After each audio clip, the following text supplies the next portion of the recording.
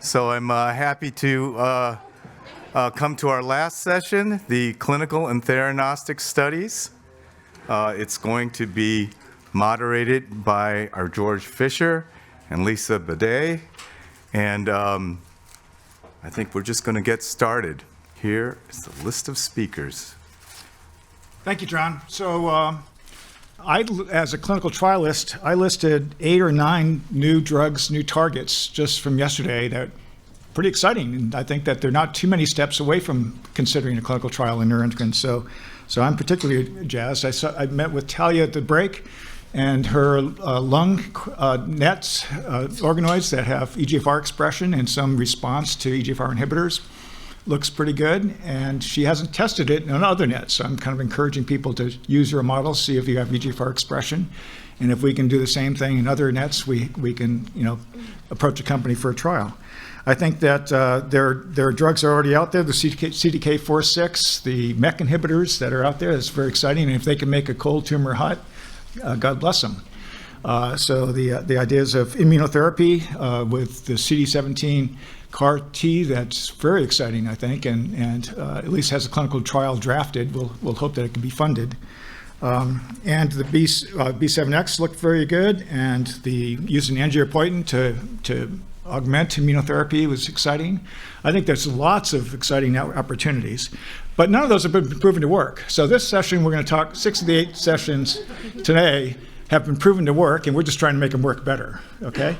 So with that as an introduction, I want to give Lisa a chance to introduce herself, a true theranostics expert. Thanks, George, and thanks to NetRF for inviting me here today. So it's with great pleasure that together with George, we present this last and best session, as George defined it, which will deal with clinical and studies and theranostic studies. So theranostics have now invaded the horizon of new therapeutics for neuroendocrine neoplasms, and it's been a long way since the times when we didn't even call them theranostics, and they have proven to be one of the many efficacious bricks in the therapeutic armamentarium. We have now approved products, but as we remarked today already, this treatment needs to move forwards from being a pure palliative treatment to a more efficacious treatment, and perhaps being moved backwards in the therapeutic algorithm. So we will have great speakers talking about new approaches and new theranostics that can help us move the field forward. So without further ado, I would like to give George the word for his introductions. So we heard a lot about genomics, proteomics, transcriptomics, and now we're going to hear about pathomics. So Stephen Ward and Michelle Kim, I think Stephen's going to present digital image analysis and prediction of metastatic midgut and pancreatic net outcomes. It's pretty clear that we underestimate the value of those slides that we all read. There's lots more information in there, I trust. Absolutely. So first of all, I'd like to thank the organizers of this meeting for this opportunity to present our research. This project on digital image analysis in neuroendocrine tumors was funded by the Neuroendocrine Tumor Research Foundation. I'm very excited to share the results with you here today. So neuroendocrine tumors have been increasing in incidence and prevalence, and these tumors can be very challenging in terms of predicting their behavior. So currently prognosis is based predominantly on tumor stage and tumor grade, but otherwise there are very limited tumor markers. And so tumor grade is a measure of the proliferative activity of the tumor. And I'm a pathologist. This is one of my jobs is to basically grade these neuroendocrine tumors. And so to do this, we are to count 42 high-power fields to calculate the mitotic rate and count a minimum of 500 tumor cells to calculate the Ki-67 index. And so this is a very time-consuming process. And in addition to that, even though we're looking at, it seems like a lot of good sampling there, it's still not perfect. So here is a slide of a pancreatic neuroendocrine tumor, and I went through and marked all the mitotic figures on the whole slide. And there's an example on higher power on the side. And each box here represents about what those 42 high-power fields would represent. So if you use the box on the bottom, you would get a very low proliferative index and call it a grade 1. And if you use the one on the top, I'll fall into the intermediate category. So there is still some challenges with that. And there's also many other challenges with this in terms of, what do you call a mitotic figure, et cetera. And also we're basically converting these continuous variables like mitotic rates into bins like G1, G2, and G3. So this seems like an area that's ripe for the application of computational pathology. And so in this instance, we're combining digital pathology, artificial intelligence image analysis, and machine learning modeling. And the objective was to create and assess the performance of a model that incorporates both clinical features as well as features derived from image analysis algorithms, and see how well they do in predicting outcomes in patients with pancreatic and midgut neuroendocrine tumors. So the first step was to establish a good patient cohort, and we covered a long period, but so we updated them to all the most current tumor grade and stage, and we use progression-free survival as our outcome measure. And so here's a chart just kind of summarizing the characteristics of our cohort. We identified 352 patients overall. These were divided into a training set of 246 cases and a validation set of 106 cases, and they were balanced for all these features between those two sets. For the computational pathology aspect, we used precise DX artificial intelligence algorithms. So these are algorithms that detect epithelium, nuclei, and mitotic figures. And they were originally developed on prostate and breast carcinoma. So the first step in this portion was to validate it on neuroendocrine tumors. We took 10 cases of pancreatic and 10 cases of small bowel neuroendocrine tumors and applied these algorithms to see how well they did. And so after the algorithm performed its analysis, basically myself and one of my colleagues, we basically then annotated the images created by this algorithm and basically marked where we agreed and disagreed. And from that data, we can derive statistics on how well it applied. And as you can see, it worked quite well on neuroendocrine tumors. And further, these annotations, these corrections that we made were then also incorporated into the neural network to further improve it as well. So this updated algorithm was then applied to a training set of the 246 cases. So let's see what that looks like. So here's a histology slide of a neuroendocrine tumor of the small bowel, and we can see the mucosal surface on the right and the left, and then in the center we see the tumor. So the first step was to circle the tumor, so we can clearly identify what's tumor, what's non-tumor, and then we can apply these algorithms. So here, instead of going through all those 42 high-power fields, the mitotic figures are highlighted by the algorithm here in yellow. And similarly, the epithelium and nuclei within the tumor and also outside of the tumor are also highlighted by the epithelial and nuclear detectors. And the epithelial detector is quite granular. It's separating out the epithelial cells from the stromal cells. And the nuclei, if you can see, each of those nuclei are contained within a single box to identify each one of them. So now once we've identified these compartments, this data can then be subjected to numerous algorithms to determine, for example, like variation in tumor nucleus size, or how the epithelial cells are arranged, or the mitotic rate or clustering of mitotic figures. And so you can get large list of potential features. And so the platform that we used starts with about 10,000 possible features. We narrowed that down to about 1,000 features that were deemed applicable for the neuroendocrine tumors. And this included both the image analysis as well as the clinical features that we included.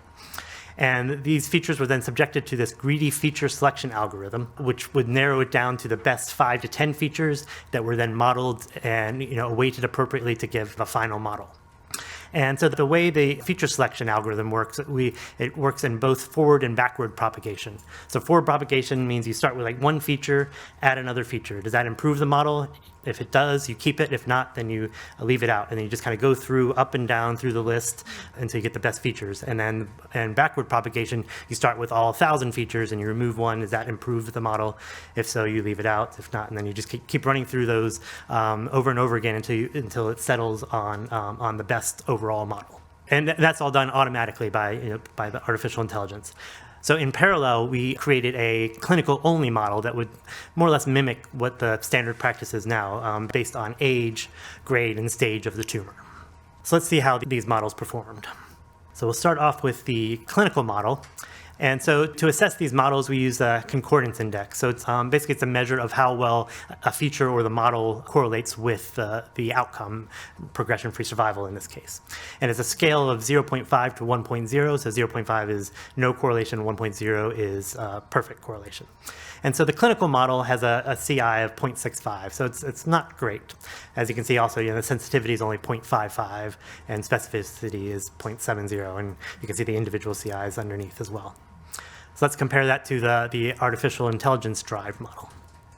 So here we've markedly improved the concordance index from 0.65 to 0.75, also increased the sensitivity from 0.55 to 0.77, and the specificity stayed about the same. So what features did this model select? So it picked one clinical feature, the presence or absence of metastases. It picked two features that analyzed the mitotic rate, three features that looked at the pleomorphism of the epithelial tumor cells, the nuclei of the epithelial tumor cells, and then one feature that looked at the pleomorphism of the nuclei in the stroma of the tumor. And that creates the full model here. So in conclusion, basically this precise DX model works well for detecting epithelium, nuclei, and mitotic figures in the pancreatic and small bowel neuroendocrine tumors. This preliminary AI model is superior to the clinical-only model. And also, the model makes sense. The features that were selected have physiologic applicability and show prognostic value. So proliferative activity, nuclear pleomorphism, and stromal microenvironment would all make sense to correlate with prognosis.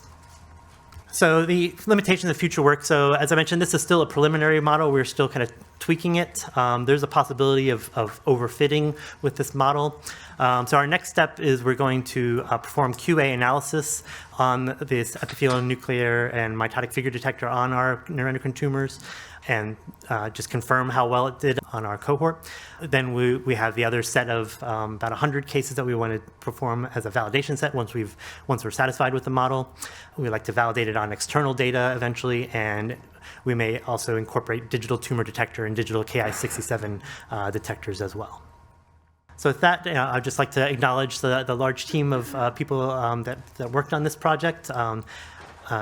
I'm a pathologist, headed up the pathology team. This project was really spearheaded by Michelle Kim, the gastroenterologist, who basically put through the application here. And then we have the Precise DX team, and Jerry Fernandez kind of took the lead on that, basically handling the computational side of things. Thank you. Any questions? So while we're opening this for questions, I want to ask you what your path residents are going to do when they don't have to count 10 high-powered fields. I know. Mitosis. Yeah, it's a whole new world. It's a whole new world. Yeah. They'll be at the beach. James. Would it be possible for people with animal models to send you images and you lay them into the spectrum of the human, the human spectrum that you create, so that we can understand how well pathologically our animal models match with which human characteristics? For grant money? Sure. Yeah, absolutely. Yeah. So, I mean, basically, all it takes is a glass slide, and like I said, at this point, we have to kind of circle. We have to digitally circle the tumor to separate it from. You can't just take the image. Or a digital image. I mean, we scan it. So, we can work with imported digital images as well. So that would be definitely very interesting to validate it on animal models. Absolutely. I want to just clarify, that was not a promise of funding. No. Yes, please. Hi, Jeff Frost, UT, Cal Houston. So for non-pathologists, such as myself, what are the stromal features that the program keys in on and likes? So basically, it looked at the pleomorphism of the nuclei. So basically, how spindle or how round the nuclei are, I think was the feature that it picked up on, so that was what was picked up. We use grade, discrete clustering for KI. Mm-hmm. Or do you think that now with the kind of automated counting, there's a role for using this more as a continuous variable, and is there any value in that, and is that something to look at? Absolutely. So, so the question is, and I kind of mentioned this at the beginning. We we bin these patients into grades, but I think you're losing a lot of valuable information because you're starting off with these continuous variables like mitotic rate and Ki-67. So that is another future goal of the project, is to like get a score, and then you can take that score and say, give a percent chance, and so then I think that you could get a lot more granular prognostic information from that. So we have a question from the virtual world here. Did you benchmark your algorithm performance across different institutions? And what is the effect of input material, for instance, scans from different scanners? And how would you implement your workflow across different institutions? Absolutely, yeah. So far, we've just limited ourselves to specimens from Mount Sinai Hospital in New York. And so that is definitely... So we still have a validation set that we need to run on that, and then after that, then yes, we are always looking for collaborators. To get other glass or digital slides that we could validate on. I think the platform itself has worked well across other institutions in other studies. So I don't see it being a problem, but it's definitely something we need to pursue. Okay, I come more from the lung side, but we definitely pay attention to the presence of necrosis for grading the tumors, and I just wondered if the model looked for that or could identify that. I'm not 100% sure. I don't have the, I'm not from the computational side, but I don't believe that necrosis was a feature that was included. But I think, all these things, they basically just take training. So if we can get a cohort and have somebody kind of outline what is necrosis, what's not necrosis, then that can be features that can be added. But at this point, I don't believe necrosis is included. One last question here. Thank you, Matthew Fall from IR. I have a question regarding the detection of mitosis. This is something I have tried a little bit and found quite difficult using this kind of algorithm, and usually in breast cancer, the results are not outstanding. And I'm not sure I understood exactly, but what is the performance of the mitosis detection you have?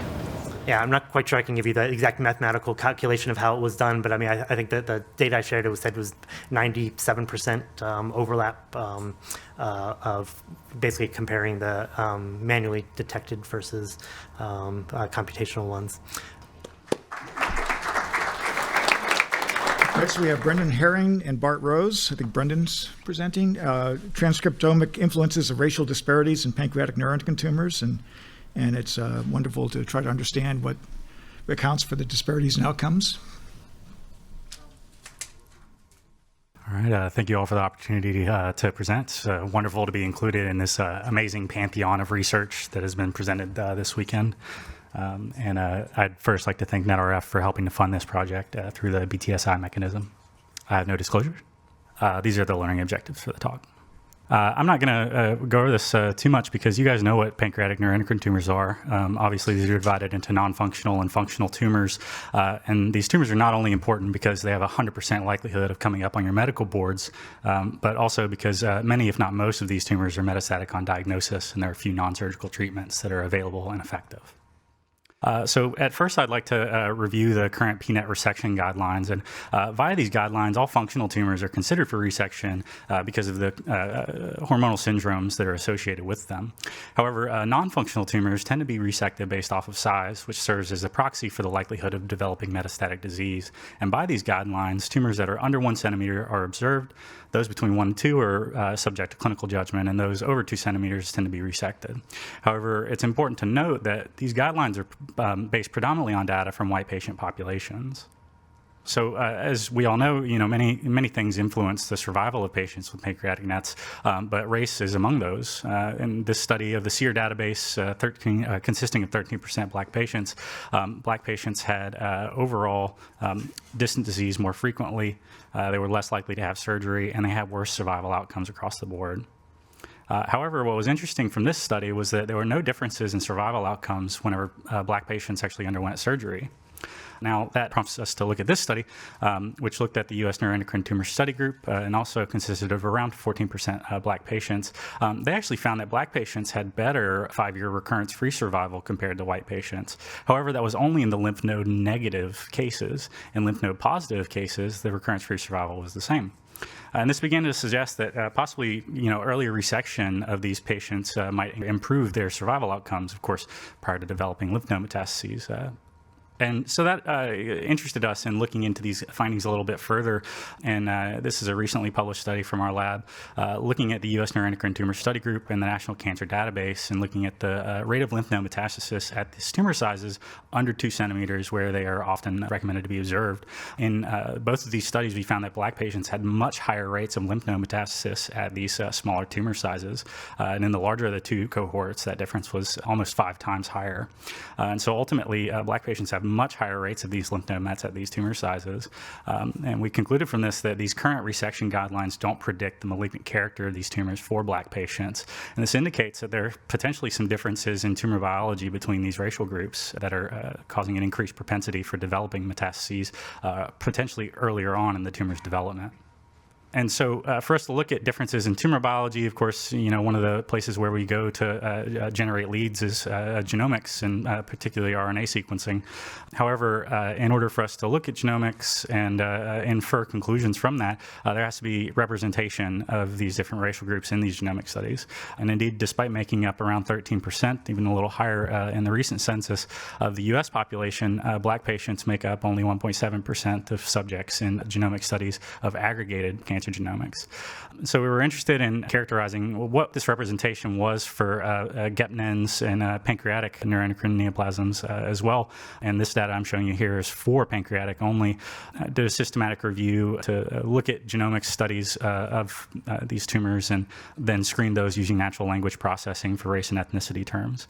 Ultimately, only 13 manuscripts conducted, a requisite omics study and included data on the race of their subjects.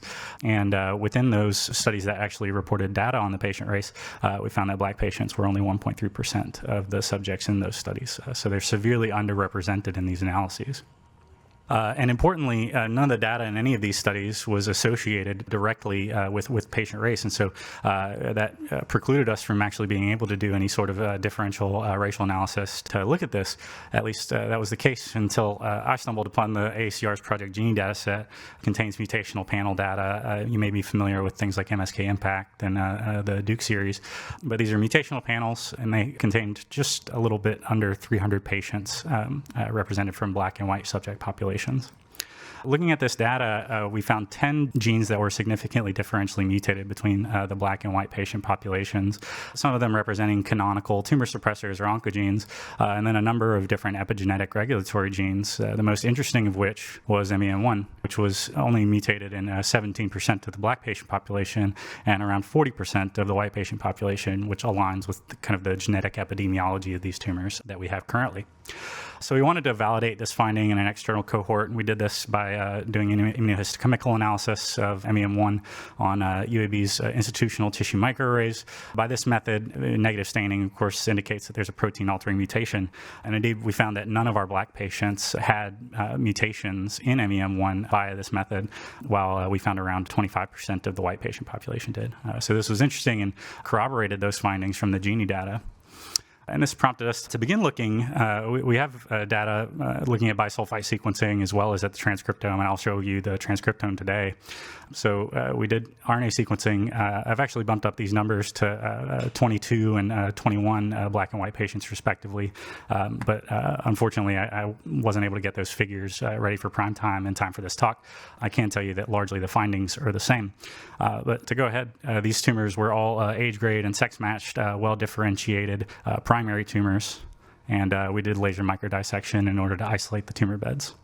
So overall, we found just under 400 differentially expressed genes that met our p-value and log-fold change cutoffs. And important to note that this current analysis is based off of self-reported race rather than genetic ancestry, which is something that we're working on right now and we'll have the next time you guys see this data. the gene set enrichment analysis for this RNA sequencing of these differentially expressed genes revealed a number of pathways that were activated in the Black patient population, depicted here on the left, and suppressed, namely pathways that were related to angiogenesis and cell migration, which of course represent key elements of the development of metastatic disease. And then on the right side, the suppressed pathways were largely tied into the complement cascade and humoral immune response, which was quite interesting. If we do a network analysis of those gene sets, we see that these kind of segregate into two distinct functional nodes: the cell migration and angiogenesis network that is upregulated in the Black patient population, and the downregulated humoral immune response. We fed this data into the Ingenuity pathway analysis algorithm to see if we could find anything that stuck out different from the gene set enrichment. And largely, the regulator FET networks aligned with the gene set enrichment. However, within the top canonical pathways that came up, there were a few interesting, unique findings, namely the SPINK1 pancreatic cancer pathway, which many of you will associate with adenocarcinoma and chronic pancreatic inflammation. Importantly, the samples were very heavily screened by our pathology team for any adenocarcinoma and adenocarcinoma markers. And so we think that this might represent something that is enriched in the Black patient population that may be portending more aggressive disease in these neuroendocrine tumors. So ultimately, of course, we wanted to validate this in an external cohort. We did that in collaboration with Wayne State University, who had RNA sequencing data from 36 Black and 96 white patients. And so we looked at these data to see what concordant differentially expressed genes and pathways we could find. And ultimately, we found 94 differentially expressed genes that were directionally concordant in both of these groups. 45 out of those 94 are the core enrichment genes that we found in our gene set enrichment analysis. And I show some of these genes here. A few honorable mentions, of course, including VEGF related to angiogenesis, Gene B, PRES1 relating to that SPINK1 pathway, PAC4, and KMT2B. So ultimately, the conclusions from these data that we made were that racial minority patients are heavily underrepresented in PNET genomics and indeed in GEP-NET genomics overall. We also found that MEN1 is much less frequently mutated in Black patients with PNETs compared to white patients. And then also that angiogenesis and cell migratory pathways are enriched in PNETs from Black patients. And this is potentially influencing the early development of metastases and racial outcomes disparities in this group. These are my references, and I'd like to, of course, again, thank the Neuroendocrine Tumor Research Foundations for helping to fund this work, as well as my mentors, Bart Rose and Herbert Chen, and all of our collaborators from UAB, Tuskegee, Wayne State, all the course support. So with that, I'll take any questions. Thank you. Very interesting work. Have you already preliminarily tested the sensitivity to treatments, PRRT or other types of treatments? Sure. Of course, it's a relatively small cohort that we have right now. Ultimately, we're planning for 25 patients in each group, and we're just a few shy of that. We just don't think that at this point we really have sufficient patients that have been exposed to all the various treatments for us to be powered to detect really radical differences. However, kind of tying into some of the angiogenic aspects of things, we are retrospectively working with some people that were involved in the sunitinib trials and other tyrosine kinases that tie into the VEGF pathway and others to see if potentially there are some differences at an interracial level at that level. And so certainly something that we're interested in looking into ultimately if we can get some more power. Your talk definitely got Chris Harris's attention. He has a longer message here that I'll read and then let you comment. Sure. So Chris says, we mapped a genetic variant that strongly protects some Caucasians from ileal net metastasis. It controls tau expression, and we showed that tau drives metastasis in mice as well. Notably, Africans lack this protective genetic variant.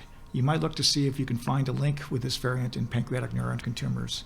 Overall, NETs appear to be the tumor type that is most sensitive to genetic variants. This can be seen in mouse data from Hanahan's lab and from my lab, as well as by comparing pedigrees of MEN1 families versus families with other tumor-prone syndromes. Yeah, I think that's super interesting, and ultimately this work comes from interracial variation that we've seen in other cancers, including prostate, breast, colorectal, and lung, and so yeah, certainly that specifically the tau variants that you're indicating. We're doing a whole exome sequencing at the very least to see if we can find variants in the exome that are influencing differences in survival outcomes. But tau specifically, I guess I'll have to look into that. Great talk, Brendan. I wondered if you had considered that African American populations are vulnerable to other disorders such as diabetes and hypertension, and there may be some susceptibility genes that might overlap with yours. Have you thought about doing those kind of comparisons? Yeah, certainly. Obviously, with pancreatic, the diabetes interaction is something that we're specifically really interested in, and in a lot of ways, I think that the SPINK1 pathway that we found that was significantly upregulated in the Black patient population, maybe tying in somewhat to that, chronic pancreatic inflammation relating to diabetes, as we also know that African patient populations are disproportionately and more severely affected in diabetes specifically. So, yeah, that specifically is something that we're interested in tying into this. Thank you very much, Brendan. Thank you.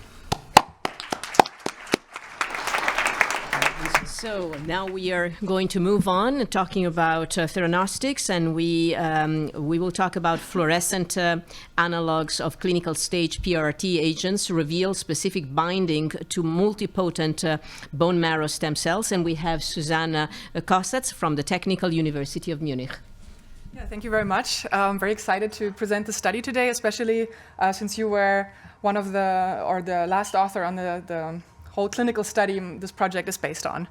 All right, so in parallel to the clinical approval and success of Lutathera for PRRT, in NETs antagonists were investigated because compared to the agonists, the antagonists don't internalize into the cells, but they can bind a higher number of binding sites on the cell surface because they can bind to active as well as inactive SSTR2 receptors. So that leads to better tumor-to-organ ratios and just higher amounts of radioactivity delivered to tumors, which was the premise that clinical development of SSTR2 antagonists was based on. So a clinical study was conducted at MSK a few years ago, which was the first clinical study for the SSTR2 antagonist DOTA-JR11. And 20 patients were included in this study. And to ensure safety, every patient received a pre-treatment dosimetry to define the limits for bone marrow doses. The patients received 2 cycles, 3 months apart, and up to 7.4 gigas of radiation. And the overall response rate in the study was great. It was 45%, which was much higher than the 17% we know from the NETA-1 trial. However, a number of the patients underwent or experienced a very severe hematologic toxicity. Especially after receiving the second cycle, many of the patients had G4 thrombocytopenia, so the treatments actually had to, for the subsequent patients, treatments was stopped and the doses were lowered. And this was not expected at all because the dose to the red marrow was set at a limit of 2 gray, which was based on the experience with lutetium dotatate and DOTATOC, a quite low and safe dose. However, with the antagonist now, a severe hematotoxicity was observed. And we and also others, so the authors of the study, hypothesized that this hematotoxicity now was not caused by the passive exposure to the blood circulation, because it doesn't make sense in this way, but through a specific binding to hematopoietic stem cells. So assuming that one of those early progenitors of blood cells has a specific SSTR2 expression. And there's only one publication reporting that immature CD34 positive stem cells have an SSTR2 receptor expression. And this was never investigated with regards to bone marrow toxicity or PRRT. And it's also really difficult to do this with radioligands because the population of interest is very small. It's like less than 1% of the mononuclear cells in the blood. So in our study, we set out to develop fluorescent analogs to DOTATOC and DOTA-JR11, which enable us to study binding of these ligands on the single cell level in bone marrow samples. And the requirements for our ligands were that they have a similar in vitro behavior to the clinical PRRT candidates, and that they have high detection sensitivity in case of a low expression value. And so we used DOTA-JR11 and DOTATOC, and we tried to modify the structure as little as possible. We used a slightly modified chelating unit here, which was developed in the lab of our collaborator Ali Astarenia, which enabled us to conjugate a fluorophore to both structures. And I will not go into detail with the validation of those compounds, but in the end, we selected one lead compound where we used a sulfoxide 5 dye with 2 sulfur groups. And this was our lead compound because of similar binding affinity and specificity as DOTATOC and DOTA-J11 and the best signal intensity in fluorescent studies. So now we have our 2 analogs, and I will show you a little bit of the validation data, just so you believe me that they had similar in vitro properties as DOTATOC and DOTA-J11. So we see here in a in vitro cell binding assay in SSTR2 positive cells that the uptake, you can see where the fluorescent analogs are compared to the non-fluorescent analogs. We have very similar cell binding and it's this high specificity, so it can be blocked efficiently. And you can also see what I said in the beginning, that the antagonist has a about 10-fold higher binding to cells than the agonist because of these additional binding sites they can access. And so we also determined the affinity, the KD value, and the IC50 value, and our fluorescent analog had very similar values here compared to the radioligands. Then we went on to looking at the fluorescent signals, right? So we validated that the radioligand behavior is similar, and now we're only going to look at the fluorescent signals of those compounds. So you can appreciate here that the agonist indeed internalizes into the cell, while the antagonist remains on the cell membrane. And we wanted to see if we can quantify SSTR2 expression levels in a number of preclinical cell lines with high, medium, and low SSTR2 expression. And indeed, if you look at those flow cytometry data here, you can see that the high expressing cell line has a much higher fluorescent intensity signal than the medium and the low expressing cell line. And we see the binding is highly specific. And we also see that in this case as well, the antagonist shows about a 10-fold higher binding than the agonist. So this was the validation, basically, and then we moved into investigating the binding behavior to bone marrow samples. And here you can see a simplified schematic of the hematopoiesis, where through different differentiation steps, the effector cells are generated from different stages of progenitors and stem cells. So to investigate now binding to these different subpopulations, we need to be able to differentiate them. And we selected the Weismann model, which allows us to look at these 4 different subpopulations in this bone marrow development schematic here. So we were looking at the multipotent long-term stem cells, which reside in the bone marrow. They have self-renewal potential, and they are really the beginning of every effector cell. And then we were also able to look at the short-term hematopoietic stem cells that have also self-renewal potential, and then later differentiate into multipotent progenitors, the MPP2s here. And then lastly, we looked at the committed progenitors. So those cells already know if they're going to become a myeloid cell or a lymphoid cell. And we did this based on 4 different markers, CD34, CD38, CD90, and CD45RA. So our study protocol, we used human bone marrow samples, where we first isolated the mononuclear cells. Then we applied our multicolor panel for the Weismann model to differentiate those different stem cells.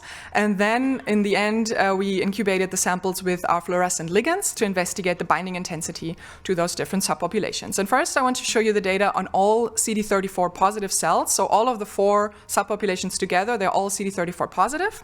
To show you a little bit of the gating process, so we would first select all cells and then the live cells and then differentiate CD34 positive versus negative. And then within these subpopulations, look at the fluorescence intensity.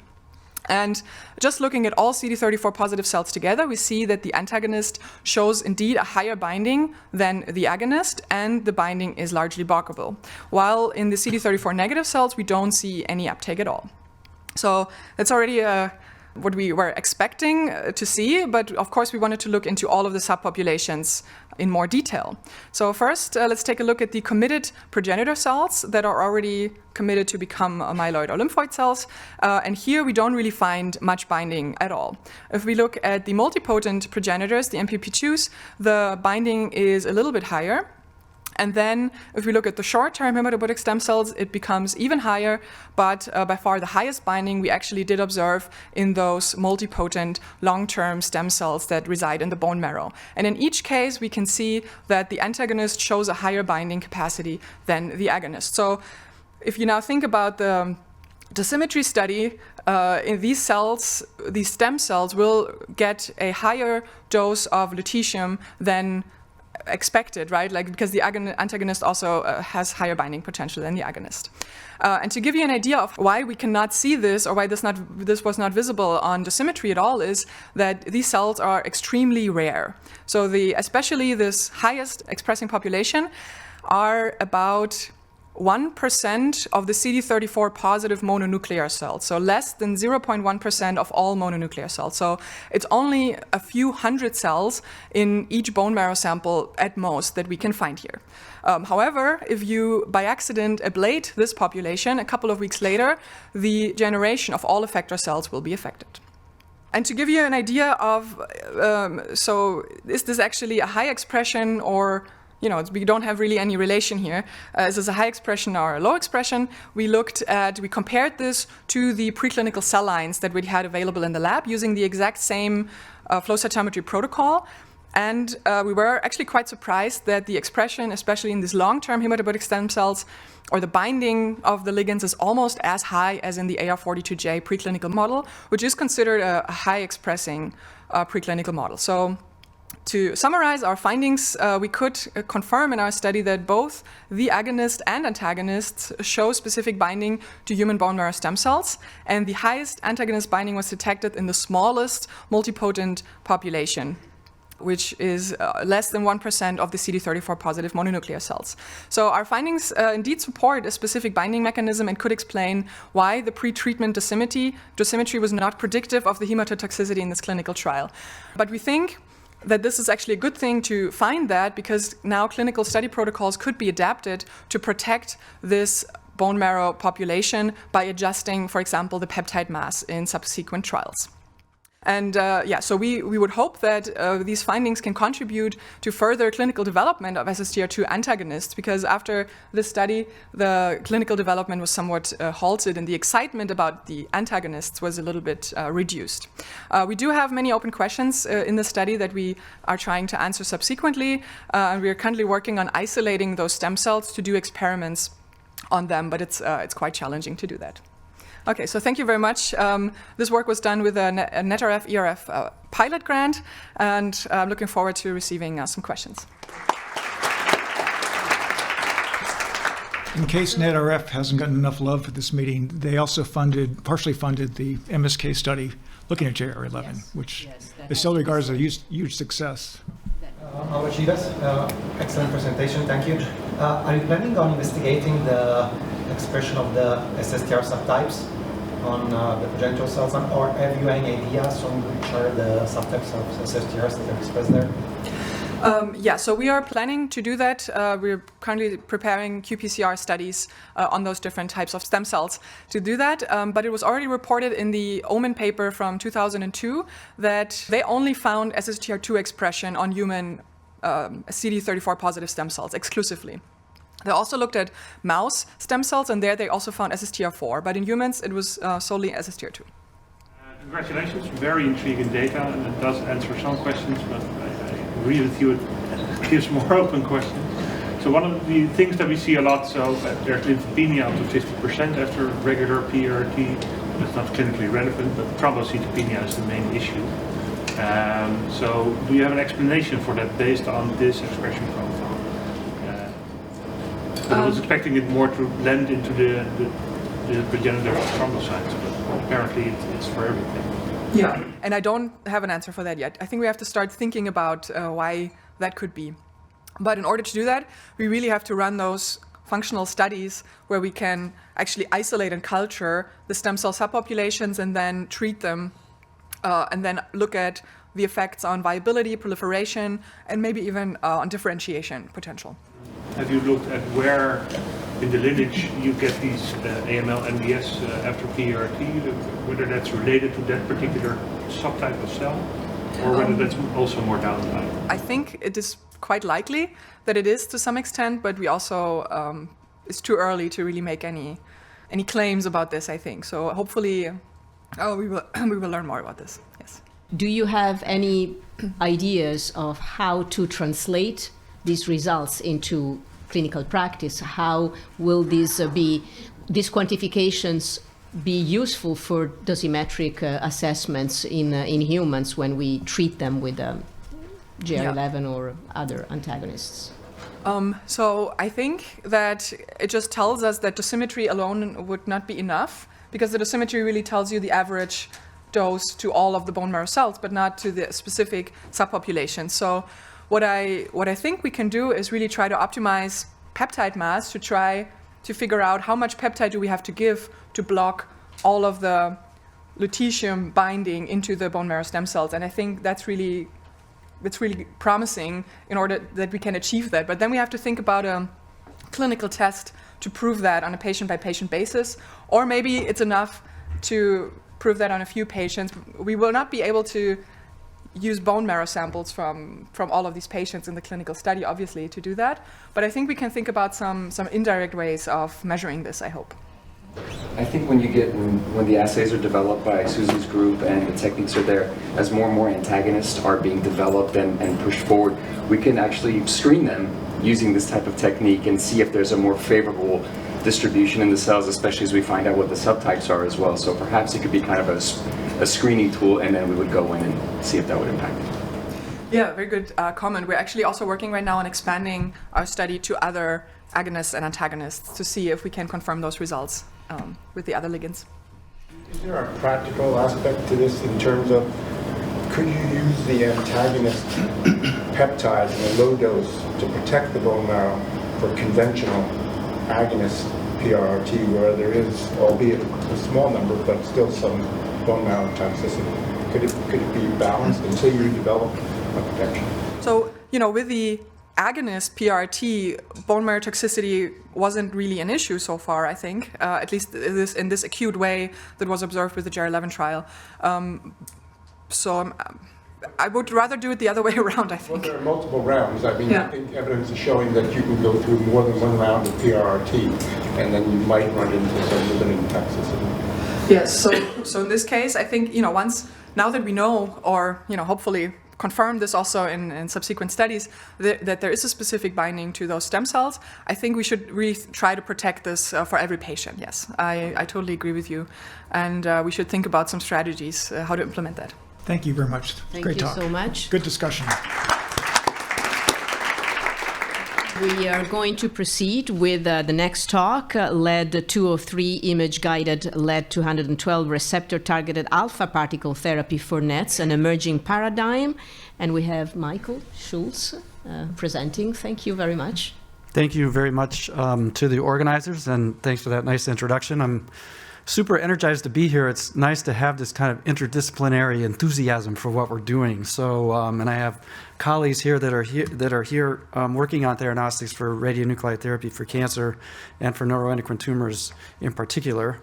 And so I'm going to talk about some of the rationale for this idea of using LED-203 and LED-212 for alpha particle therapy. These are my disclosures. Talk a little bit about neuroendocrine tumors, not spend a lot of time on that in this audience, and a little bit of rationale for why we chose alpha particle radionuclide therapy for cancer, in particular this LED-203, LED-212 elementally identical pair. And then we also did some chemistry to improve the PK properties of these molecules. So I started my career in pediatrics and in the neuroendocrine tumor spore at the University of Iowa under Sue Odorisio there. And so I was always convinced that alpha particle radionuclide therapy could be really effective for these pediatric patients if we could just improve the PK properties of the molecules to minimize the potential dose of alpha particles to other organs and tissues, but maximize it to the tumor microenvironment. So I won't go through the details of the chemistry. I'll show just a little bit about a chelator we developed that was specifically for lead isotopes. And then we'll skip the 48 compounds that didn't work and just show some results that look pretty promising for things that did. So I just stop for just a moment on neuroendocrine tumors. So we know we have a beta particle emitting somatostatin receptor targeted peptide that's been shown to be effective. This is a good compound that extends survival for neuroendocrine tumor patients, controls tumor growth. But certainly the overall tumor response rate, is something we can improve on here. And that's what we're hoping to do. There's a long history of radionuclides for therapy for cancer in the literature, and I won't spend a lot of time on that, just to say that it's emerging that alpha particle radionuclide therapy for cancer has potential to be transformative for patients. And I'm going to show some preclinical data. There's recently been clinical results that have shown that this, might be the case if we can tailor these therapies. There's really two radionuclides, I think, that are emerging, actinium-225, lead-212. And, based on the PK properties for these peptides and peptide-like small molecules that are really emerging as being the most effective for this approach to cancer therapy, it really seemed to me that lead-212, just as potent of an alpha emission in the decay series, it had a half-life that I think matched much better with the PK properties of these smaller molecules that are emerging to be more effective for this approach. So that was one of the reasons that really lead-212, was an isotope that I really felt was appropriate for this approach to cancer therapy. The other part about it was, the radionuclide daughters in the actinium-225 decay series, right? So actinium-225 itself is an alpha emitter, right? So that means that there's a significant amount of recoil energy that is imparted onto the daughter radionuclide in the decay series. And so that just leads to this cascade of alpha and beta emitting radionuclides that are going to build up in the solution following the radiolabeling step for preparation of the drug, right? So the important one to sort of pay attention to here is bismuth-213. It's got a 46-minute half-life. So that's enough time so that by its own biochemistry as a free isotope, it will behave by its own biochemistry, right? So it's going to have its own targeting that is different from what the ligand that you've developed that is precisely targeted to the cancer cells, right? So what does that really mean? When I was thinking about this in the context of 1 million doses, right? So we'd like to be able to make these agents available for many, many patients. So in the setting of a compassionate use where the dose is made on site, for example, and the dose can be raised to the patient bedside within 20 minutes or a half an hour, maybe that's one thing. But if we're talking about millions of doses for many, many people over time, then that's going to have to be centralized in a way. And here you can see that just in that dose file itself, you have this buildup of about 4 times as much radioactivity over 4 hours than the actinium-225 that's labeled to the ligand itself. And so this was just a risk, in my opinion, as we tried to translate this idea into something that would be, that could be deployed for many, many patients. So why is that important? And I mentioned this bismuth-213, and the risk that I thought was there was just this idea that bismuth itself, by its own biochemistry, accumulates preferentially in the kidneys. So this is a biodistribution study in mice where we administer bismuth. And you can see here within a half an hour, you have, maybe 50 or 60% or 80% of the dose is accumulated in the kidneys. So that leads to this beta emission of bismuth-212 or bismuth-213, and then an alpha emission from polonium-213 or polonium-212 daughter. So to me, that was a risk that was going to be difficult to mitigate using actinium-225. And we'll see that that actually is the case for lead isotopes also. So the introduction of a new chelator was really important for helping us to be able to direct as much of that alpha particle emission to the tumor microenvironment. The second or third sort of rationale for lead-212 for alpha particle therapy has to do with this idea that we have an elementally matched pair of isotopes, right? So because the chemistry and biochemistry of lead-212 and lead-203 are identical, you can be, more confident in dosimetry information, albeit with some caveats that we learned from the last talk about the potential for a small population of stem cells to cause, significant toxicity and not be able to find that from lead-203. But at the same time, we can use this and be confident that the dosimetry, other organ dosimetry that we're using, is going to accurately predict what we see for the lead-212 therapeutic when that's administered. So that gives us an a priori understanding of what, for an individual patient, if that turns out to be possible, to be able to make some predictions about whether this patient is a patient that could be could benefit from the lead-212 therapy. And that will be particularly important as we move down towards the pediatric applications for these technologies. And that'll come later, and we have much work to do before we do that. But it's definitely something that where my lab started, and so something that I have some passion about. So we developed this chelator that was, specifically designed for lead isotopes. I won't get into, the details of the chemistry there, but I will show that, it has terrific binding characteristics, very fast radiolabeling, super stable with lead isotopes. Here we see lead-203 in serum for a long period of time. We did some more chemistry on that molecule that improved its binding characteristics, and I'll show you that. But here, the key thing here is that it's also the bismuth isotope in the lead-212 decay series is also stable in that chelator on the emission of the beta particle by lead-212. So now we have lead-203 highly predictive of where the alpha particle emissions will be in the tumor microenvironment and elsewhere. And it turns out that chelator, here's just an example of a study relative to other chelators that have been used for lead isotopes over the years, where you see less than 2% of the bismuth is free after 24 hours in solution. So now we're trying to solve that problem of radiopharmaceutical gets manufactured, where are the free radionuclides, or are there free radionuclides in solution prior to the administration? So all of this chemistry wound up with a molecule that actually has full agonist characteristics, but it had a 20-fold improvement on cell binding and internalization. It had an over 2-fold improvement in the IC50 specific binding to somatostatin receptor positive tumor cells in the in vitro setting. It certainly improved on the PK properties. There was rationale in the chemistry for that, and here you see a comparison of lead-203 DOTA-TOC, the FDA approved, labeled with gallium-68 somatostatin analog, and this is what we were looking for, right? High tumor accumulation retention, very fast renal clearance of the molecule, and that, we could use that dosimetry information to be able to conduct a therapy study here.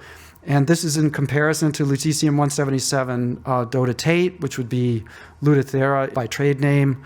And we can talk about how we made those doses. We tried to make a dosimetry plan that was, that would be comparable and fair and give the Lutathera a chance here. But you can see with this alpha therapy targeted the somatostatin receptor using this chelator modified new somatostatin analog that we had some terrific 10 of 10 complete responses, whether we gave it in 4 doses of 30 microcuries, about 1.1 megabecquerels, or one single dose at 120.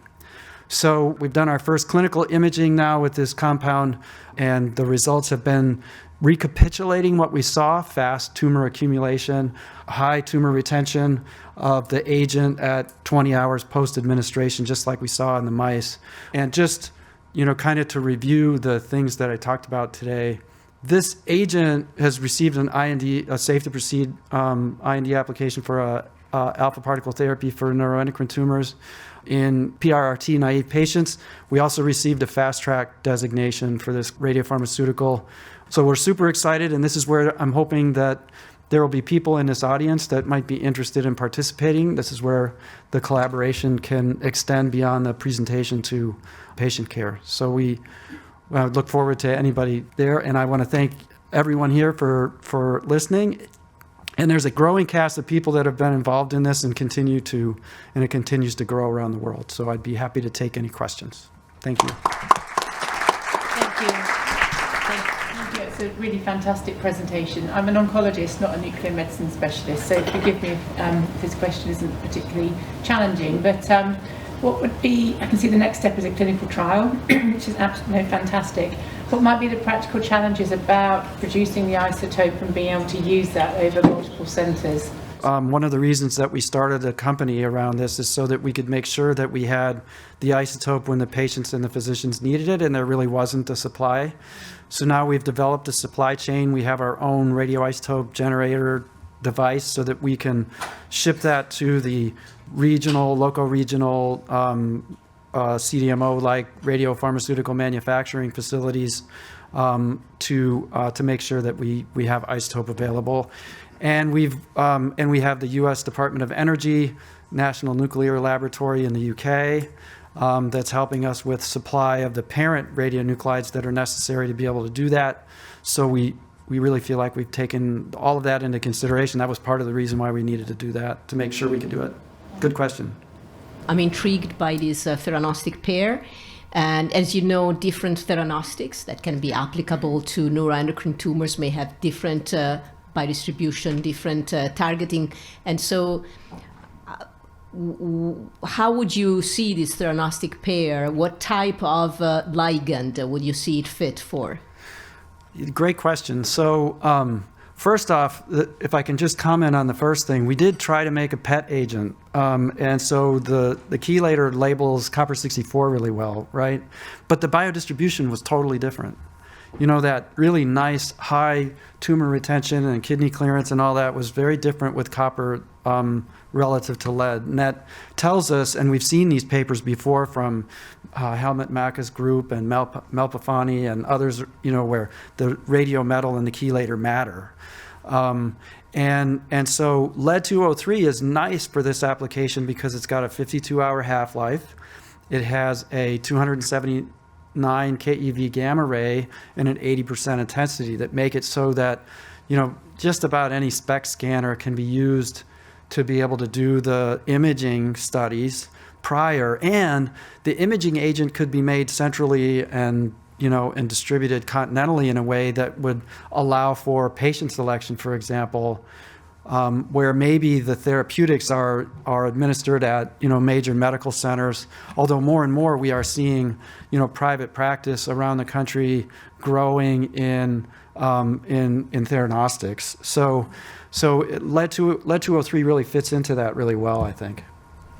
What are your thoughts on the combination of betas and alphas depending on if there's bulky lesions versus kind of diffuse disease on the penetration? How do you see that playing out? So that's a really good question. I think that leads to, we just published a review with Jean-Pierre Pouget and Dr. Costanzo from France on just emerging new understanding of the radiobiology of targeted alpha therapy.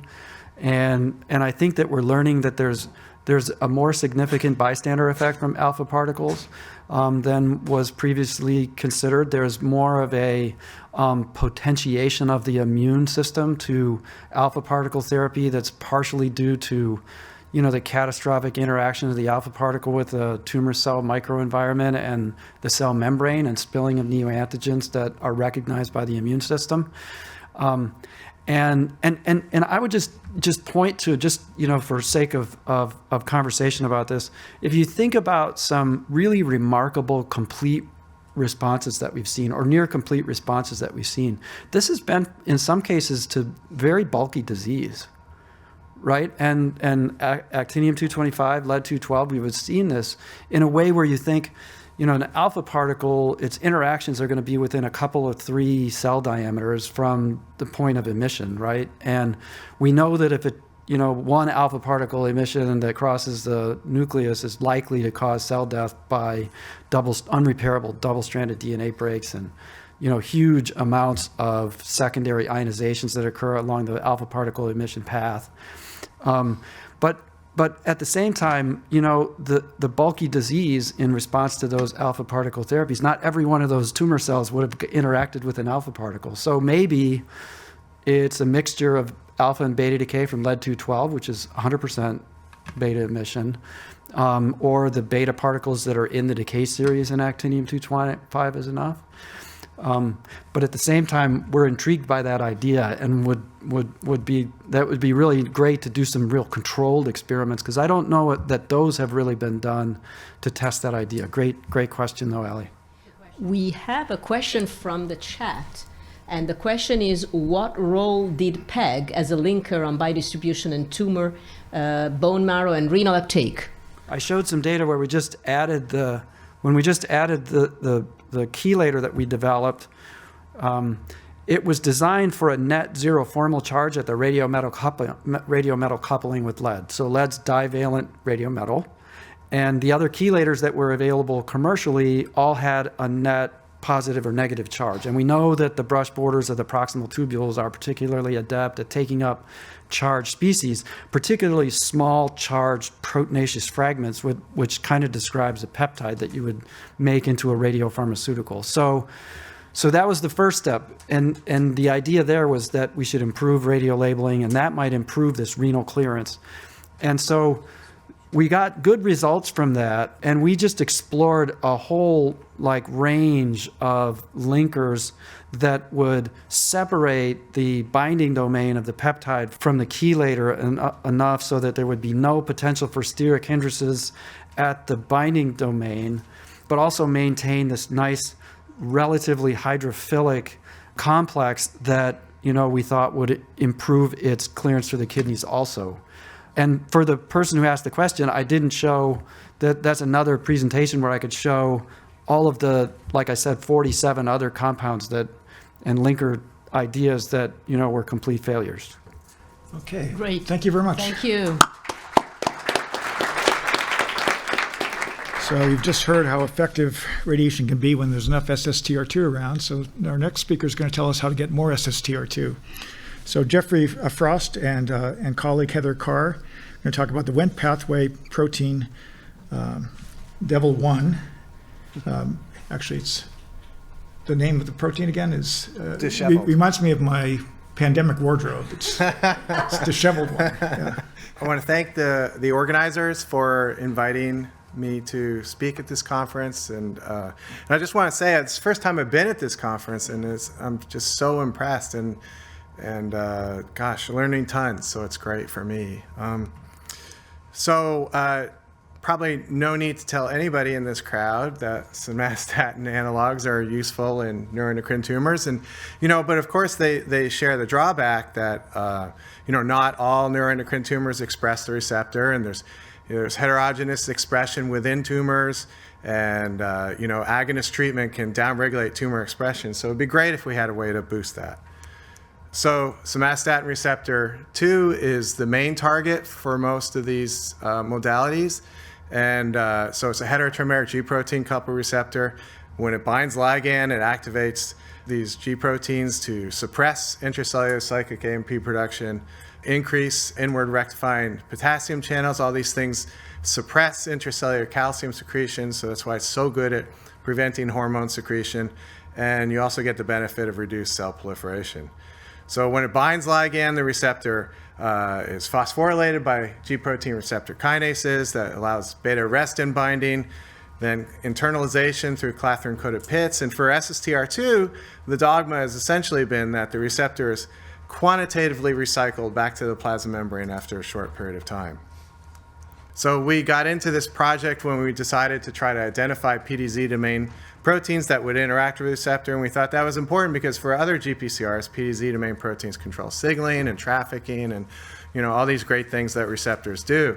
So we used two unbiased screens to identify proteins. One was using C-terminal peptides corresponding to SSTR2, and we'd fish out proteins for mass spec identification from pig pituitary lysates. And then panel B, we show a recombinant GST PDZ domain array that we could screen with fluorescently labeled peptides. And through these two approaches, we identified about 11 different PDZ domain proteins that could interact with the receptor. Amongst these was disheveled 1.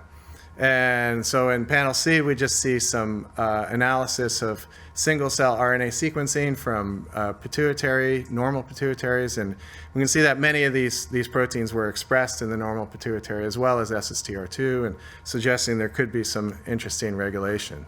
So in regards to DVL1, the first thing we wanted to confirm is that the proteins actually really interact in cells. So panel A, we looked in IMR32 neuroblastoma cells, and we see that DVL1 co-IPs with SSTR2 very easily. If we transfect HEC293 cells with SSTR2 and flag tag DVL1, we can see that the two proteins co-IP. And importantly, if we throw in a small molecule inhibitor of the PDZ domain to DVL1, we can pretty much wipe out that interaction. And so it's a significant question whether this is a ligand-mediated event. And so we use proximity ligation assays to assess this for the endogenous proteins in the IMR32s. And for those of you who don't do PLA assays, these are ways to look in situ for close apposition of two proteins. If they're greater than 40 nanometers apart, you won't get any PLA. And so the readout are little red dots, kind of hard to see here, but so this showed that SSTR2 and DVL1 interact in the IMR32 cells, and that there's a small increase in that interaction very quickly after ligand treatment, but that goes away by 5 minutes. So when we were doing these experiments, we kept getting really frustrated because every time we expressed DVL1 with SSTR2, we noticed there was way less SSTR2 in the cell. It was really annoying at first until we thought, well, maybe something's going on here.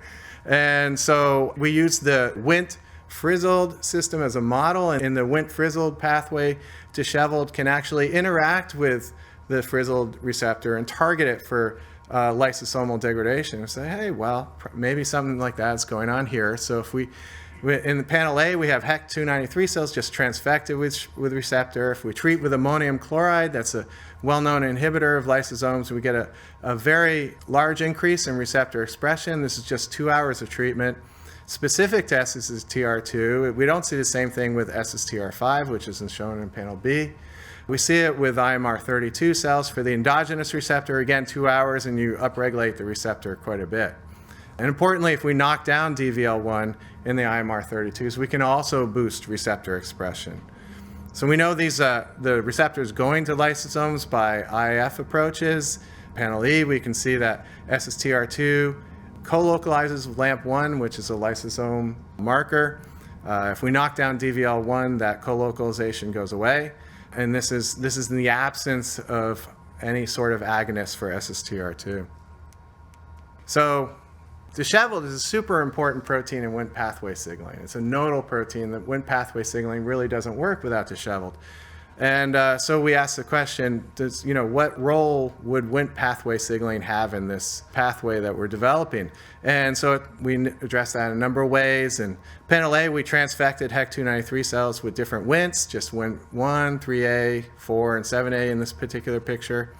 And we can see that all of these Wnts tend towards downregulating the receptor, but in our hands, Wnt 7A was the best. So suggesting there's some sort of specificity here in terms of particular Wnt ligands. If we created IMR32 cells that overexpress Wnt 7A, so we really drive this, we see a lot less SSTR2 expression. And importantly, from a translation point of view, if we try to inhibit the Wnt pathway, we can actually boost SSTR2 expression in IMR32s also, and that's shown in panel C. So if we throw in our inhibitor, the DVL1 PDZ domain, we see a significant boost in receptor expression. If we inhibit casein kinase 1, delta epsilon forms, these enzymes are important for DVL1 activation after Wnt signaling, and we can also see some increase. And if we put in an inhibitor of the porcupine enzyme, so porcupine is necessary for acylation of Wnt ligands, so this would inhibit production of endogenous Wnt ligands. We also see a boost in receptor expression. I should say, so the data we're showing you here is IMR32 cells, but we've looked in other neuroendocrine tumor cells. And this theme of inhibiting Wnt pathway leading to an increase of SSTR2 is largely maintained, but different cell lines seem to respond to different inhibitors, and we're just we're trying to figure that all out right now, and we're bumping up against the lack of good model theme. So this gives us sort of a model, a working model, and I emphasize working model, where Wnt pathway signaling can activate DVL1, and there's probably other stimuli going on too. I suspect this is not just Wnt pathway signaling. Anyway, DVL1 can bind to the receptor. When it binds to it, it leads to ubiquitination of the receptor, and data I didn't show you. In analogy with the Wnt-frizzled pathway, this would be through transmembrane spanning ubiquitin E3 ligases like RNF43 or ZNRF3, and that would cause trafficking of the receptor to lysosome. So our take homes at this point is that DVL1 clearly regulates receptor expression. The receptor, in the absence of ligand, is trafficked to the lysosome. And Wnt signaling can push this pathway and cause receptor degradation. And that's particularly important because as cancers, in general, cancers progress, you get an increase in Wnt pathway signaling quite often. And in regards to Susanne's talk, Wnt pathway signaling can be particularly important in stem cells as well. So, and inhibiting DVL1 activity might be a good way to go to boost receptor expression. So, acknowledgements. I want to thank Heather Carr, who did nearly all the work I just showed you. Jeff Chang helped with the bioinformatic analysis of the pituitary single cell data. and we have an ongoing collaboration with Ali Arzadinia. We'd like to move this into animal models and prove that this means something for receptor expression in tumors. And we use the protein array analysis core at MD Anderson to identify the PDZ domain proteins. So that's it. Have you mapped the binding domains between the two, and have you considered setting up a protein-protein disruption assay to identify peptidomimetics or things like that that would just separate the two? So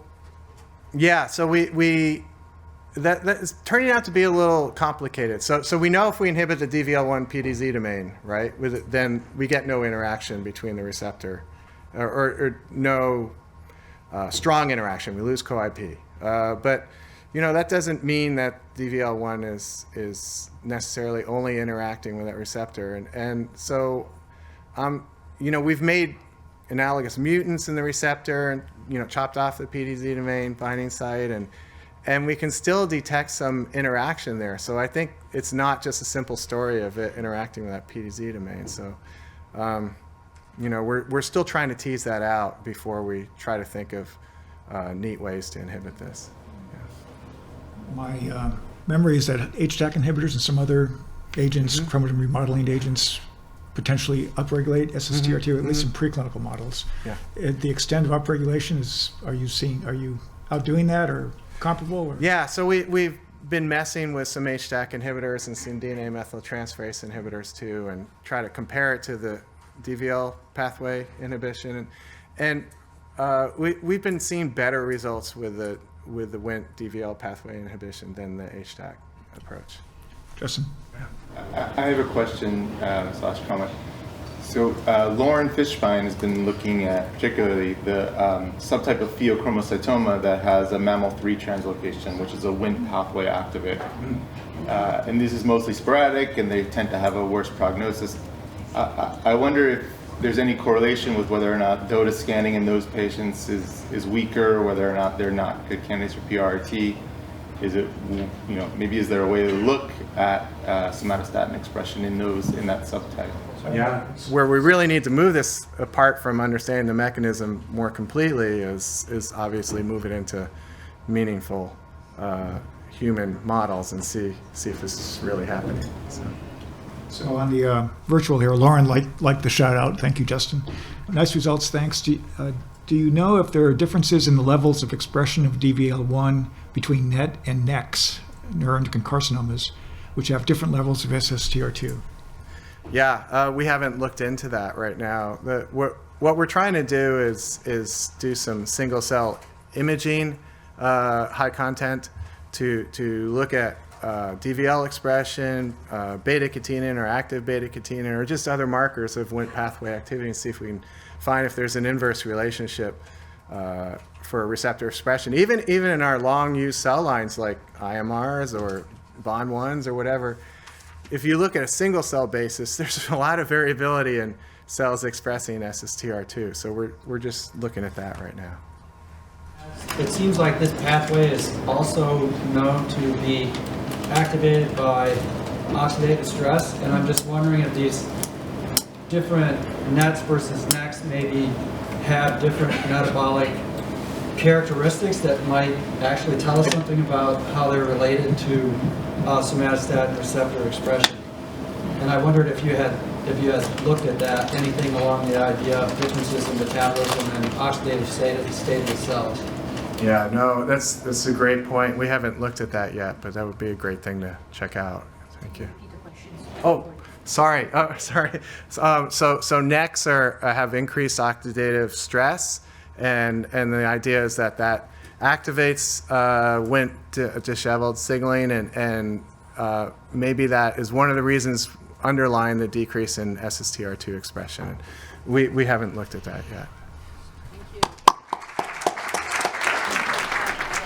speaker who is going to be virtual online. So we have talked about somatostatin receptors and more differentiated neuroendocrine tumors. Now we will hear more about additional potential theranostics for less differentiated or more aggressive neuroendocrine tumors. So it's my pleasure to introduce Andreas Kjaer from the University of Copenhagen, who will talk about UPAR-PET in neuroendocrine tumor patients, final results from a prospective phase 2 trial and its implications for UPAR-targeted radionuclide therapy. Hello, my name is Andreas Kjaer. I'm from University of Copenhagen and the National University Hospital, and I'm going to talk about UPAR-PET in NET patients, results from a prospective phase 2 trial and its implication for UPAR-targeted radionuclide therapy. And this is my disclosure. So, theranostics and precision medicine is really what I'm going to talk about. And what is precision medicine? It's going from thinking of cancers, where are they located, to what characterizes them. And we all know the hallmarks of cancer. And in these hallmarks, I'm going to talk about the aggressive phenotype, activation on invasion, and metastasis. And to be able to visualize this with a PET scanner, we need a target that binds to something that is characteristic of an aggressive cancer. And we use the UPAR as a target. UPAR is a biomarker of cancer, and it's particularly expressed in the aggressive types of cancer.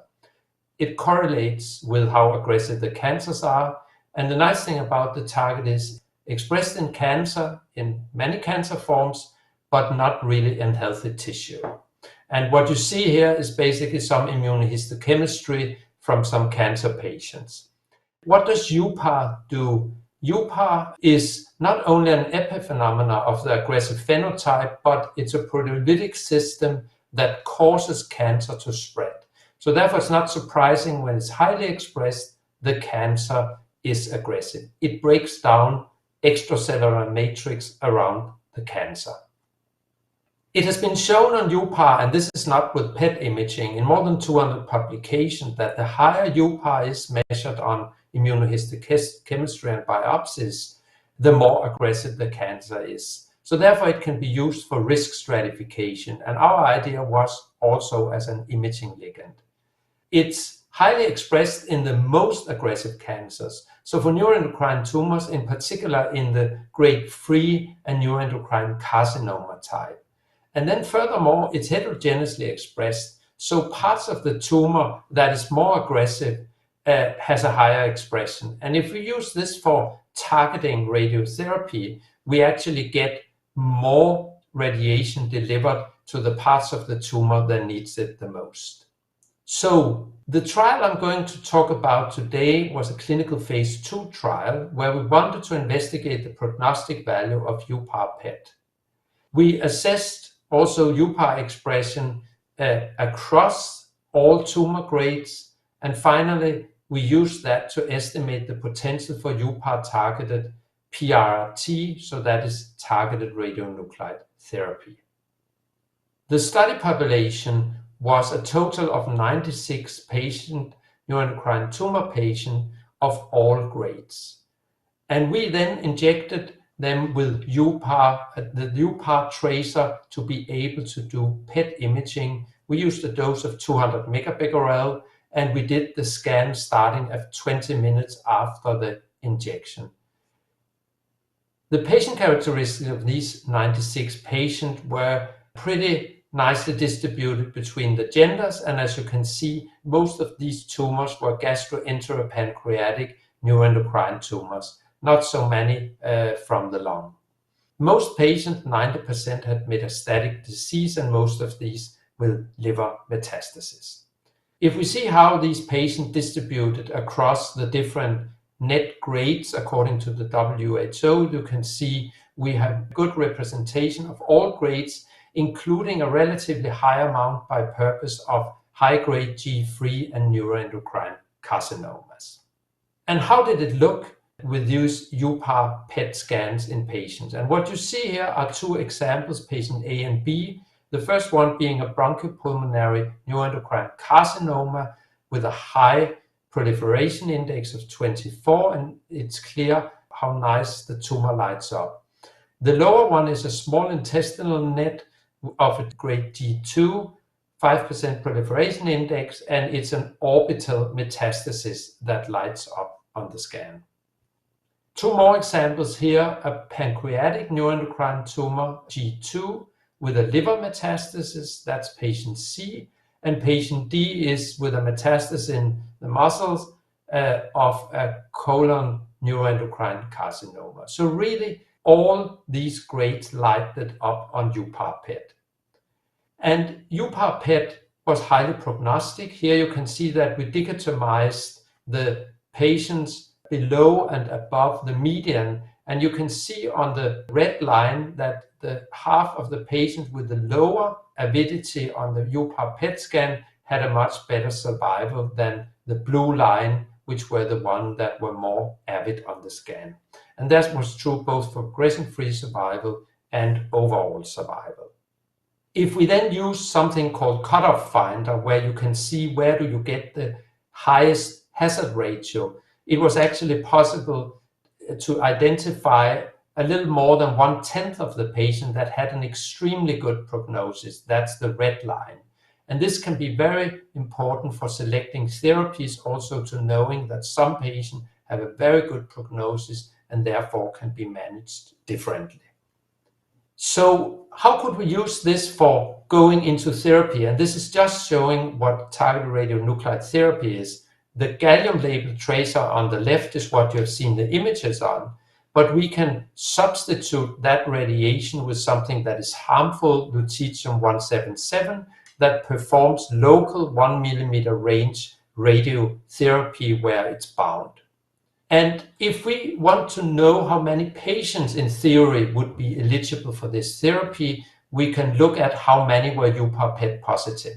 And if we set the limit to twice as high uptake as in the liver, you can see that 68% of all patients across grades were positive, but in particular that also the high-grade G3 NECs were 75% positive. These would at large be negative on somatostatin receptor imaging and therefore not eligible for somatostatin receptor targeted radionuclide therapy.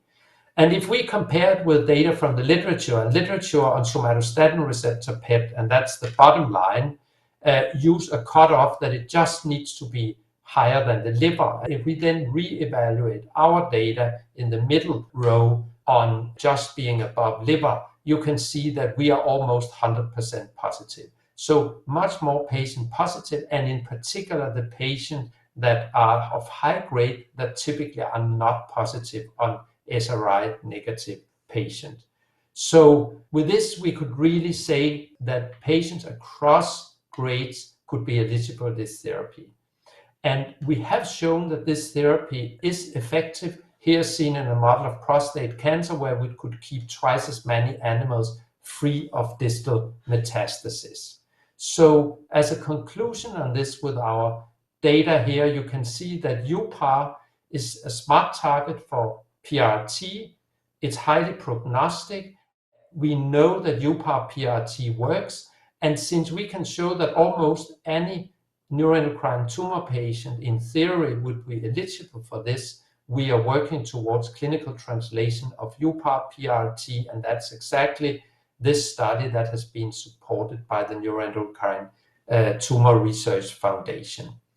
So with that in particular, thank you to the foundation. And what is shown here are the people actually doing a lot of the work I presented today. So on the top, my research group, and at the bottom, the whole department. So thank you for your attention, and of course, in particular to the patient that volunteered to participate in the study I presented. Thank you very much. Thank you. I was once a radiation biologist, and in my day, the dreaded resistant cells were the hypoxic cells. Are there data that would suggest alpha are better than beta for hypoxia? So alpha particle interactions with the cell are independent of oxygen tension. So there's where cells can be resistant to external beam radiation or beta particle interactions, the interaction with the alpha particle is independent of that. So you just have much more cellular damage that goes on with the alpha particle. It's 7,500 times the mass of a beta particle and generally has 2 to 10 times the energy. So you're just really doing a lot of damage.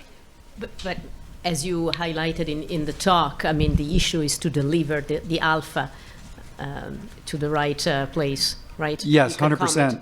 Yeah, 100%. It's really important that we work to tailor the PK properties, tumor to other organ ratios in a way that that maximizes alpha particle interactions with tumor cells and minimizes it to everything else. That's super important for alpha therapy. And I can say just, you know, I mean, when I started in this longer ago than I would really like to admit, it was right before, you know, the Alexander Litvinenko story broke in around 2006. And that really put a damper on alpha particle therapy for cancer for quite some time. And it was all about, you know, working to, you know, maximize delivery like what we showed in that last presentation. It's really super important for alpha therapy. And connecting to your talk and Susanne's talk, so now that we're going into alphas, how can we strategize and follow the destiny of the microscopic destiny of the tracers and the daughters? So how can, you know, I would like to hear first from Susanne. So how can we strategize this method that you have applied to the somatostatin receptor antagonists to other theranostics? Yeah, that's a very good question.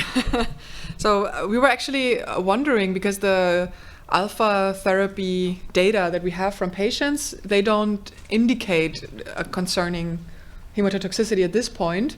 But I think we just don't know. Like, I personally don't have enough information how the alpha particle trials were conducted. What was the dosimetry on the marrow, how much peptide was applied. Like, currently I don't have this information, so it's hard for me to understand if the effects are similar or different.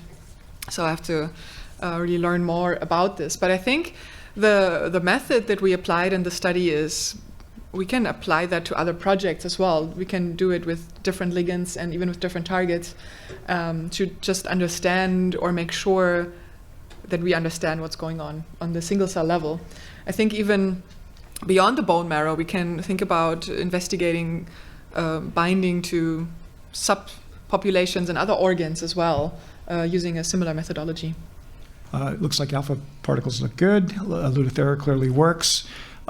Could you use a radiosensitizer? And if you were to use a radiosensitizer like Atra, how would you do it? And so, Xavier, would you mind answering that first? What your impression is? I think, I think that beta particle, alpha particle, I think they are all great ways to, you know, to cause DNA damage. But I do think that, I mean, maybe I'm wrong, we'll see, but that in the long term, that may not be all that's needed. So I think that combining this with radiosensitizers is maybe the way to go long term. Atra is one of the things that we're looking at. We're obviously looking at things that have the least possible systemic side effects. One of the issues with Atra, or at least the formulations that have been used in some preclinical and even clinical studies for HCCs, is that it's a little hard to get enough of an Atra concentration into the tumor when you give it systemically. So there are new formulations that are being studied, that are being trialed right now. So I think it's certainly one of the ways to go. I mean, we're looking at a whole bunch of different ways to radiosensitize these tumors one way or another. But I do think that would be a great clinical study to get to once we have enough preclinical data. I guess I can just say I don't think that we've really scratched the surface on the potential for combination therapies of, you know, receptor-targeted radionuclide therapy for cancer and other drugs. So we see not only potential for radiosensitizers that might allow us to be able to reach a greater tumor volume. We've talked about differences in the number of cells that beta particles interact with compared to alpha particles per emission. So that and then, you know, and the potential for immunotherapies with radionuclide therapy, I think, is big. So all of those are, I think, rich areas for investigation.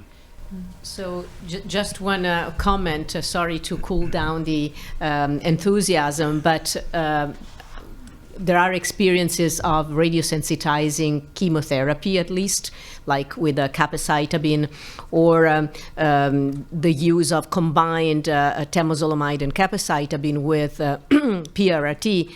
And unfortunately, the radiosensitizing effect can be exerted also on the normal organs. So there has been some unconfirmed reports, at least in retrospective analysis, of increased myelodysplasia. So obviously, the mechanism of radiosensitization should be very well established before using the combination. I was actually going to make the exact same point, saying that we really have to be careful with radiosensitization strategies, that the synergy in the dose-limiting organs or where you have the toxicity is not higher than even in the tumor. So, but I think still there's a lot of potential to develop novel strategies of radiosensitization, which are focused on the tumor and don't affect the other organs as well.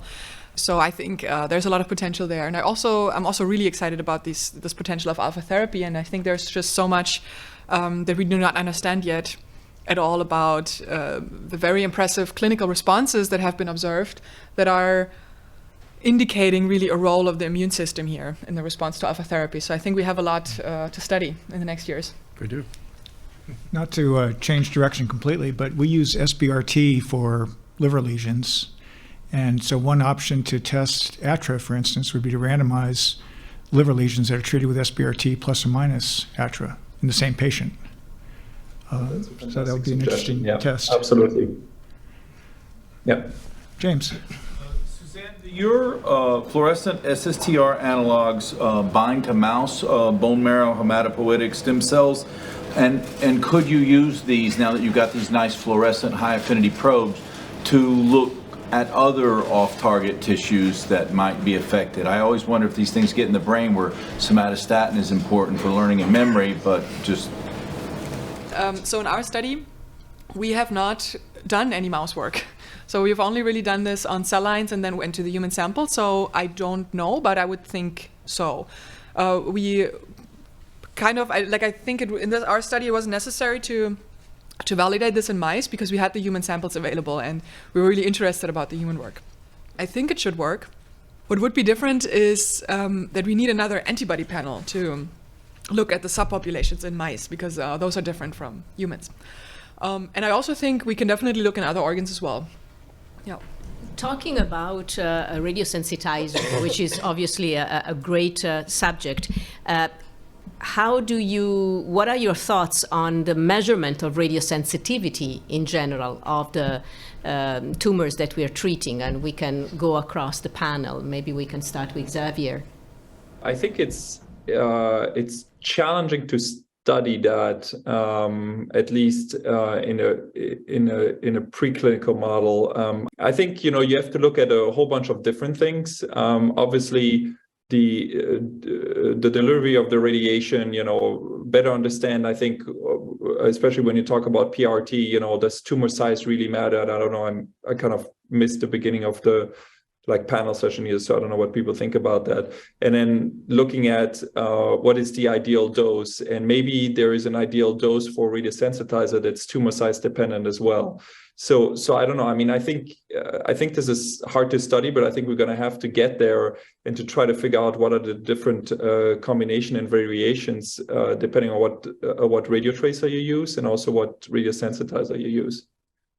I also think, when it comes to alpha particle emissions, we're really talking about micro dosimetry. So we're really talking about technologies that are being developed that allow us to be able to image the, sort of the path of alpha particles at the, 10 to 20 microns kind of resolution that are being developed. And those can help us in preclinical models to be able to, ascertain to a better approximation of where the alpha particles are actually being emitted within, not only in the tumor microenvironment, but also in other organs, like in the kidneys, for example. That's a very important organ where traditional dosimetry is whole organ, where we know that the alpha particle interactions are at a much smaller, more well-defined microenvironment. I think it is going to be really important to establish dose-response relationships, and not only in the So what we are doing is we try to correlate the applied dose with the delivered dose, and then with the response. So we're kind of missing that information in between.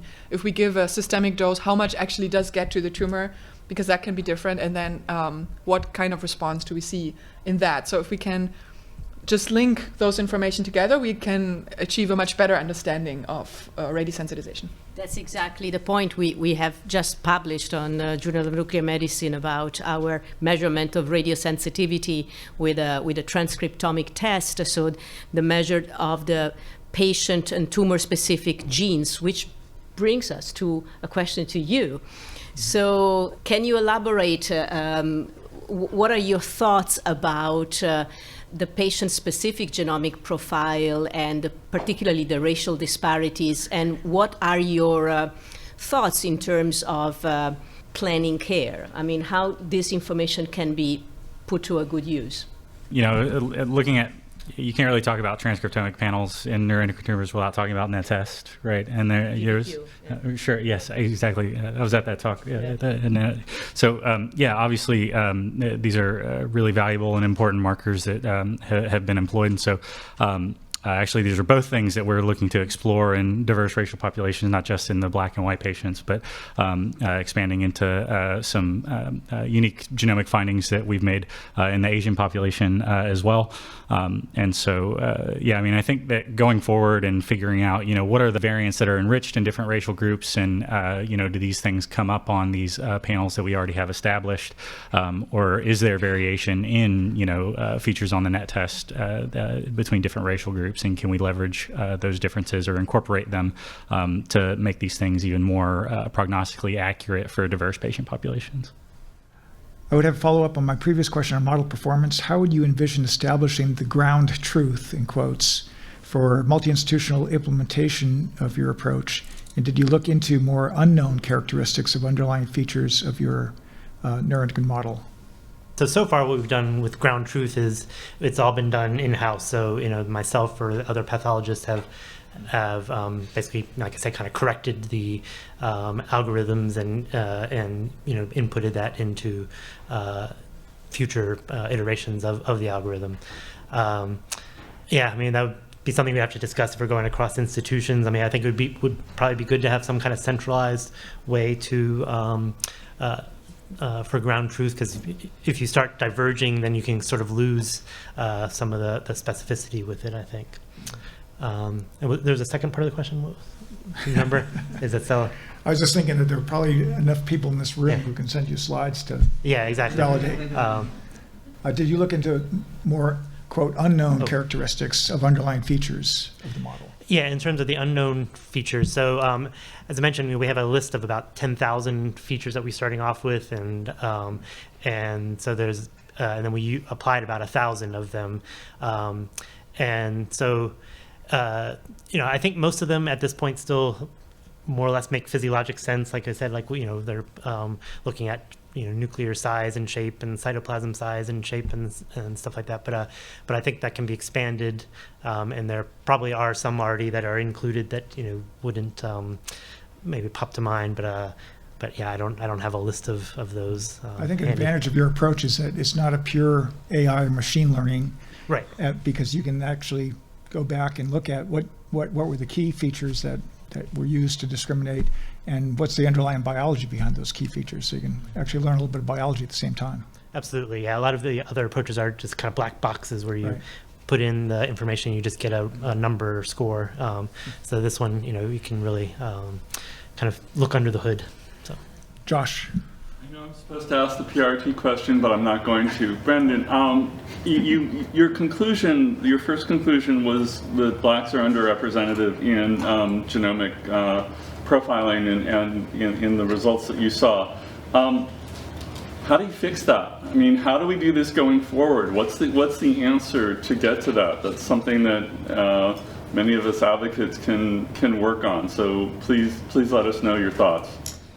Yeah, I mean, this is kind of the million-dollar question in genomic disparities in, all fields, not just neuroendocrine. And so, I think a big part of it is, the FDA published some guidance, I want to say early last year, that discussed increasing diversity in clinical trials and, particularly where there are genomic studies that are being employed, kind of in tandem with those clinical trials, ensuring that, at least for studies that are done here in the United States, that there's at the very least parity between representation in the U.S. population and the representation in these studies.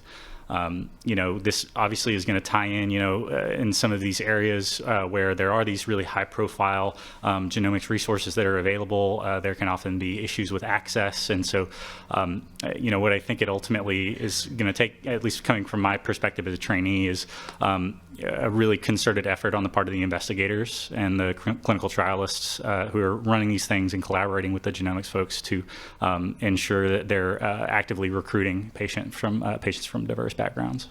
I will say the NCI number is closer to 10% to the 13 that is represented in the population. I think it's also industry-sponsored trials that are pretty light.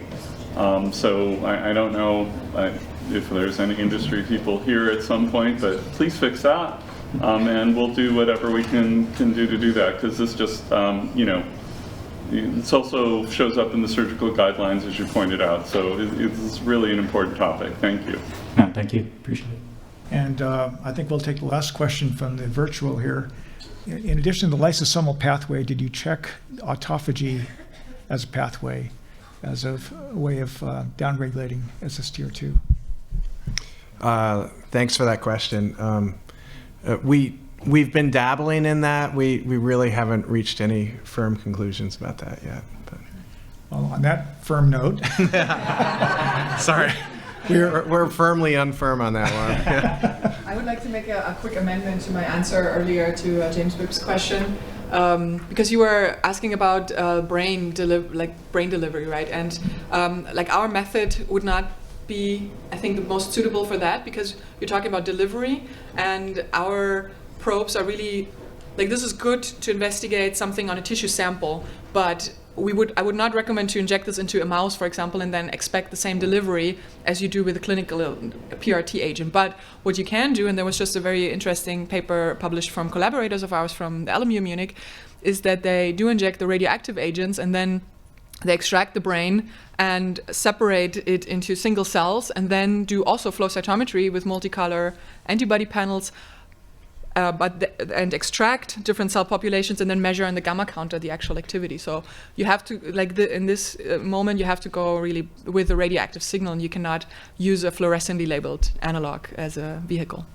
Is this alpha-emitting lead chelated somatostatin targeting, a receptor targeting approach going to end up with some of that lead in the brain? Is what I'm really kind of wondering. I mean, and probably not. You got a great blood-brain barrier, peptides, all these things, but just wondering. Peptides generally don't cross the blood-brain barrier, but when tumors grow in the brain, that blood-brain barrier tends to break down, and so we do have evidence, that we can. That those tumors can be reached by these labeled agents, but after the blood-brain barrier has been broken down for the most part. I think if you could get Wnt regulation of somatostatin receptor expression so that it went down in the bone marrow and at the same time went up in the tumors, then you guys would really have made some nice peanut butter and chocolate combination.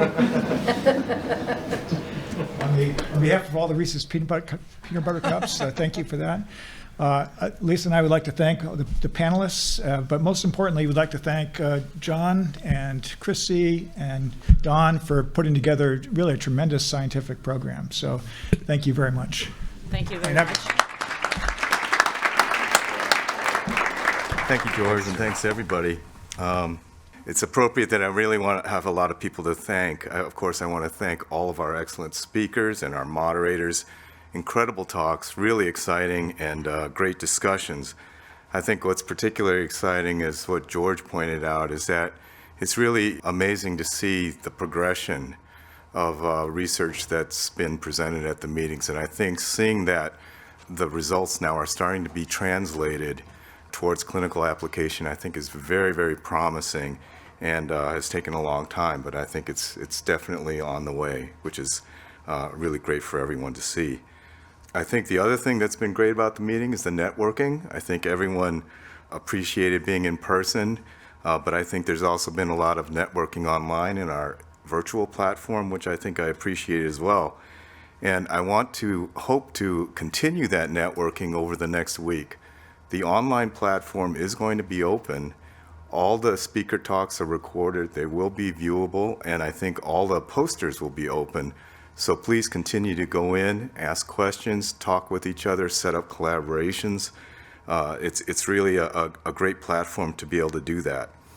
I also want to say that because our last speaker wasn't able to be, Andreas, please reach out to him. You can reach out and ask him questions too about his UPAR work, which I think is really also really promising. I want to thank everyone for coming. I want to wish everyone safe travels. We'll see you again next year. Happy Thanksgiving. And thanks to everybody again. Yeah. Thank you.